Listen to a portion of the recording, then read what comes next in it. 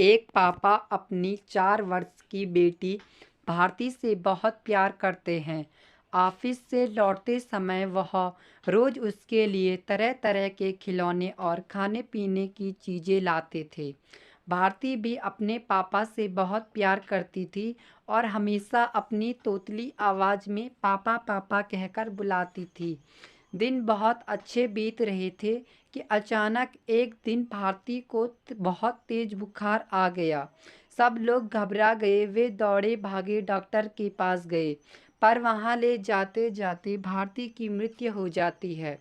परिवार पे तो मानो पहाड़ ही टूट पड़ा हो। पिता की हालत तो मरने जैसे व्यक्ति के समान हो गई। भारती के जाने के हफ्तों बाद भी उसके पापा ना किसी से बोलते ना बात करते, बस हमेशा रोते ही रहते। यहाँ तक कि उन्होंने ऑफिस जाना भी छोड़ दिया और घर से बाहर निकलना भी बंद कर दिया। आसपास के लोगों और रिश्तेदार ने उन्होंने समझाने की बहुत कोशिश की, पर वे किसी की नहीं सुनते थे। उनके मुंह से बस एक ही शब्द निकलता, भारती मेरी बेटी।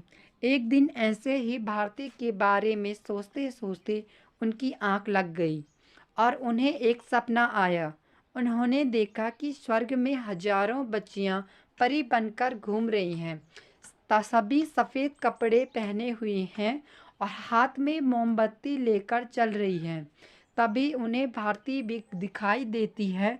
उसे देखते ही पिता बोलने लगे, भारती मेरी प्यारी बेटी, सभी परियों की मोमबत्तियां जल रही हैं, पर तुम्हारी बुझी क्यों है? तुम इसे जला क्यों नहीं लेती हो? भारती बोली, पापा मैं तो बार बार मोमबत्ती जला लेती हूँ, पर आप इतना रोते रहते हो कि आपके आंसुओं से मेरी मोमबत्ती बुझ जाती है। सुनते ही पिता की नींद टूट जाती है। उन्हें अपनी गलती का एहसास होने लगता है।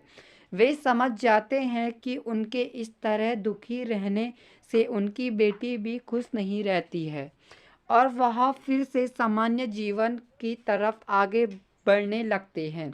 दोस्तों, किसी भी करीबी के जाने का गम शब्दों में बयान नहीं किया जा सकता है, पर कहीं ना कहीं हमें अपने आप को मजबूत करके रखना पड़ता है और अपनी जिम्मेदारियों को निभाना पड़ता है, और शायद ऐसा करना ही मरने वाले की आत्मा को शांति प्रदान करता है।